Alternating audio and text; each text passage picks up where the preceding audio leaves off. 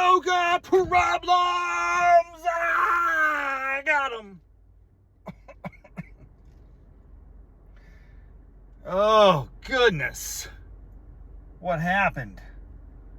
What happened to you, man? I'll tell you what happened. I got lazy for about a week. I was busy. It wasn't like sheer laziness. It wasn't the epitome of laziness. It wasn't as if I was just sitting around the house, not doing anything with my life. I was busy, man. I was in and out. I was in West Virginia. I was doing work. I was just busy. Life intercedes, man. No one's paying me to do hot yoga. That's for dang sure. So yeah, I'm sorry. I haven't done hot yoga in over a week. Yeah. Reality check, man. That's not your job. It's okay. Oh, what if it was my job, man? Oh my gosh. I think I'd be looking for a new job. First of all, I don't know what type of talent acquisition filter they got if they're hiring me for hot yoga full time, but they made a strategic error. All right. Oh, that happens though. How many times does that happen in life? It's just a mismatch, you know? It's like there's a talented person, but they're just in the wrong role. That's what it would be if I was doing hot yoga as a career. I mean, I would have some gifts and capability. I'm certainly I could do it. I demonstrated that. I can actually perform. I mean, I can go through the motions. I can pretend. Oh. This car just did it again. And I'm going to tell you, I don't like it. Does anybody else have this feature? I don't know if it's probably a DOT NHTSA special where the car engine stops at a red light. We don't want idling cars. Oh my, end of times. So the car goes completely silent. You think like you've lost power. And then I'm still sitting at the light. It kicks back on again. It like has a spark plug or what is it? Ignition trigger. Does anybody understand how cars work? I certainly don't. Aren't there like little gnomes in there? It's kind of like that movie Snowpiercer. There's the creatures in there. They're on a treadmill. They're churning around and like a hamster wheel or something. I don't know how this thing works. You tell me. It gets more complicated each and every edition that comes out. I used to I had a basic understanding. The carburetor, the gas, the sparks, you know, ignition, the fire, fuels the pistons. I had a general operating knowledge, but it's out the window at this point. And this feature, which makes no sense to me, the symbol for it on the dashboard is the letter A, like anarchy, which it feels like because it doesn't make any sense. There's no rhyme or reason to when this thing starts or stops. It's like a big giant A with a circle around it. Does that mean automatic shut off or something? Like that's where my mind is going. That's the only thing I can imagine.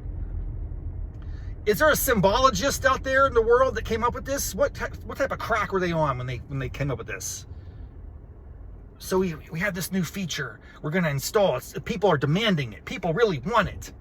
How do you know? Well, I want it because okay, so you're the people. Yeah, I want it. I want to control the rest of the world. I want to tell people how to do it. By the way, I don't know if it's a NHTSA rule. I'm only speculating. It could be. It could be that cars are doing that to like meet certain mileage standards or whatever. Who knows? I don't want to speculate. It'd be ignorant and foolish. It wouldn't be ignorant. It would be wise in a sense to imagine or fantasize, but I don't want to pretend that I know or act like it could be a rules-based phenomenon, or it could just be the market. But surely no one wants this feature on their car. No one actually benefits from. I guess let's steel man the opposite case. This is how you should approach life, folks. You don't just discount things you don't like. You gotta really work with it. Can I imagine a world where that feature is super valuable and desirable? Yes. in relation to emissions from the car, right? I guess, again, I'm trying to give it the best case scenario. If you're at a stop sign, if you're in traffic, and there's like, you know, millions of cars in the country that might be at any given moment at a stoplight for over 10 seconds, compound that does add up. That does add up. Let's be honest. We can't pretend there's no cost to that, to society.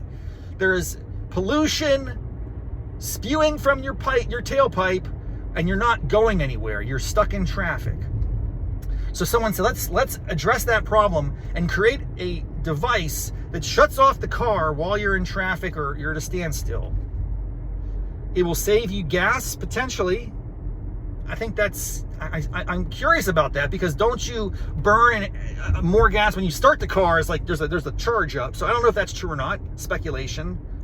I could be completely wrong. I'm not a scientist. But the idea might be we want to help the consumer make more efficient use of scarce resources and impose lower externalities on the world. Okay, it's an argument. I understand it's not like just crazy. It's not just like nonsensical. There's a basis for it. I guess my question is, how much am I really saving? How much is really being reduced? And by the way,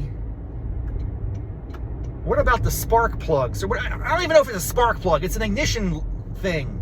There's something there that's going, it blows up, it starts the car again, right? You know what I'm talking about.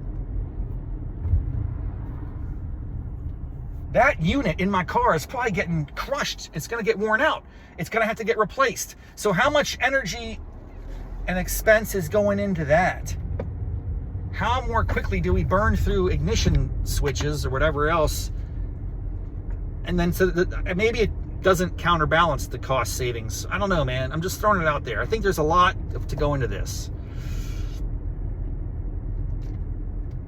It's a minor inconvenience. It's a first world problem. Just chill out. Stop complaining. Life is amazing. If that's the biggest problem you encounter today in life, Rafferty, oh, this car has this automatic shut-off switch that I don't understand. And by the way, there's a button I can push to turn it off. So apparently that's a feature that is not imposed upon me. I cannot default have it off. I have to actively turn it off if I don't want it happening. And I've yet to condition myself to do that every time I get into the car. Anyway, these are just dumb thoughts at this moment. I got derailed, folks, because I did want to talk about hot yoga today. I did want to tell you, it's been a week. It's been a week, more than a week maybe, since I did hot yoga, but I got back on the mat. I'm back in the mat, baby. AC/DC, back on mat. Because I'm back on mat. Yeah! That's the best. If you don't think the Black AC/DC album, is it called Back in Black? Is that the name of the album? Top 10 all time.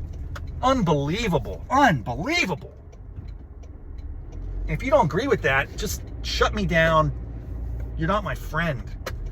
I mean, we cannot in any way have a relationship if you don't acknowledge Angus Young. Goodness gracious. Are you kidding me? Get out of my house, man.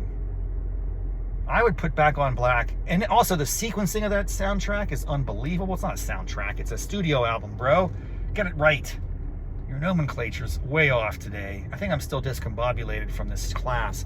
It's been over a week, and then I realized, yes, it's an observation. It's not an insight. It's a reminder. When you don't go to yoga class routinely, you fall off pretty fast, man. The decline is real. It's a slow and steady incline to get to a point of, mere competence, mediocrity. As it was maybe I was approaching mediocrity as a yogi, and that takes, say, 6 months. In 1 week, you lose all of that. You're back at ground zero, man. You're back starting over. What a terrible reality that just comes crashing into your face. And then you start getting angry about, like, why didn't I go the last week? Why was I so lazy? I was supposed to. I had my alarm set. Oh, I just hit the snooze button. Who created the snooze button? God, I don't know. What day is it? What is today? Wednesday. All right. Hump day. Good times. We'll get it again, man. Thank you for being here. I'm back on Matt. Until next time, namaste, mofos.